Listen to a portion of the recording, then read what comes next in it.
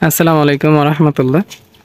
ওই সাইডে যে বুনুর দুইটা বাচ্চা দেখতে পাচ্ছেন, ওরা ফার্স্ট আজকে গোসল করবে। ওরা গোসল করা দেখতেছে, দেখুন কিভাবে কি করতেছে। এই পানি ছিটকাচ্ছে আর ওরা পাখনা খেলায় দিচ্ছে।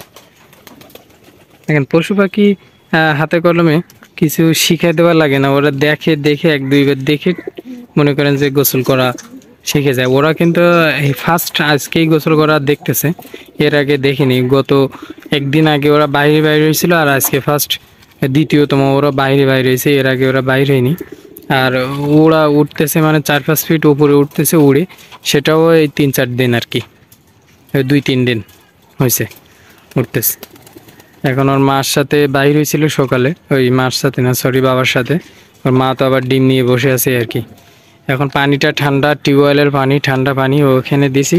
মানে যে যেভাবে পানির মধ্যে ঢুকতেছে আর কেউ আর উঠতেছে না। আর ওর মধ্যে গামলাটা ছোটো, ওই কি 2জন ঢুকছে, কিং কবুতর 2টা বসে আছে বিদায় আর কারো জায়গা নেই এই আর কি।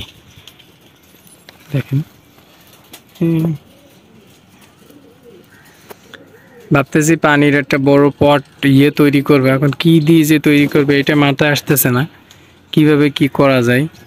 মোটামুটি সাশ্রয়ের মধ্যেও হবে এবং আপনার ওরা ভালোভাবে গোসলও করতে পারবে, এরকম টাইপ। দেখা যাচ্ছে এটা এসএসএ স্টিলের ওইটা তৈরি করতে গেলে 2-3 হাজার টাকার প্রয়োজন। এখন মনে করেন কবুতরের গোসল করার জন্য যে 2-3 হাজার টাকা ব্যয় করব, আমি ওই রকম ভিআইপি লোকও না, আর আমার অত টাকাও নাই। এই জন্য চিন্তা করতেছি যে খুব কম খরচের মধ্যে কি করা যায়। আবার চিন্তা করতেছি এই গামলা 3-4টে করবো কিনা। 3-4টে গামলা দিলে দেখা যায় ওরা আবার গোসলই করে না, এরকম একটা অবস্থা। ওই যে পিচ্চি কবুতর 2টা ওইখানে ভিজে মাটিতে শুয়ে আছে আর কি। ওরা আজকে ফার্স্ট গোসল করবে, ওদের গোসল করে কিভাবে সেটাই দেখবো বিদায় ভিডিওটি করতেছি। কিন্তু ওরা তো গোসল করারই চান্স পাচ্ছে না। এই যে 3 মহাশয় পানির মধ্যে ঢুকে আছে, এখন ওদেরও গা ভেসতেছে না। বড় কবুতর যে কয়টা, ওর মধ্যে আবার একটা বনু কবুতর ঢুকছে, দেখ কি গাদাগাদি। বাহ, একজন আরেকজনের গা চুলকাই দিচ্ছে। হ্যাঁ, এটা লক্কা কবুতর, কিং কবুতরের। উনি পাখনা খেলাই দিচ্ছে আর এটা পাখনা চুলকাই চুলকাই করে দিচ্ছে। বাহ, ওদের মধ্যে ভালোই মিল আছে।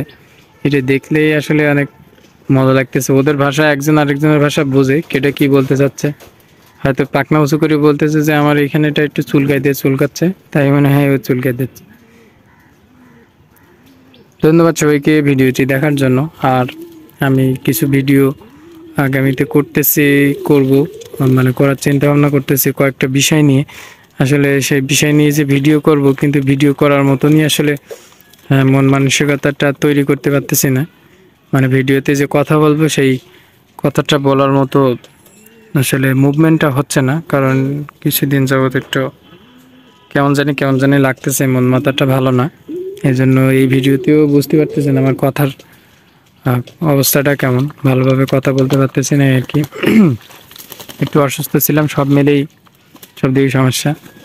আচ্ছা যাই হোক, ঠেলাগত করে একজন নামছে আর একজনের গোসল করা শেষ, উনি উঠে গেছে ওইখানে, এই আর কি। আরে বাচ্চা 2টা, একজন এই পাশে শুয়ে আছে, একজন ওই পাশে শুয়ে আছে। আলহামদুলিল্লাহ বাচ্চার কোয়ালিটিও অনেক সুন্দর। আর আমি আবার কিছু বুনু কবুতর আরও দরকার, আমি সব বুনু কবুতর কিনবো। এই জন্য বিশেষ করে ধরা জালালি বুনু কবুতর যদি কারোর থাকে অবশ্যই আমার কমেন্টে জানাবেন বা নাম্বার দিবেন, আমি ইনশাল্লাহ যোগাযোগ করব 100%। যারা আসলে ভালো মানের কবুতর আছে অবশ্যই তারাই যোগাযোগ করবেন। দেখা যায় উল্টোপাল্টা টাইপের আপনার কবুতর তো দেওয়ার যাদের আছে তারা আশা করি নাম্বারটা দিবেন না বা হলো অযথা কমেন্ট করবেন না। ভালো জাতের বুনু হলে অবশ্যই কমেন্ট করবেন, আমি কবুতর নেব। আসলে জালালি কবুতর আমার খুবই প্রয়োজন, অনেকগুলোই প্রয়োজন। আলহামদুলিল্লাহ এদের কোয়ালিটিও অনেক ভালো, এরা ডিম বাচ্চা করেও ভালো, সব দিক থেকে ভালো। আসলে জালালি কবুতর একটা অন্যরকম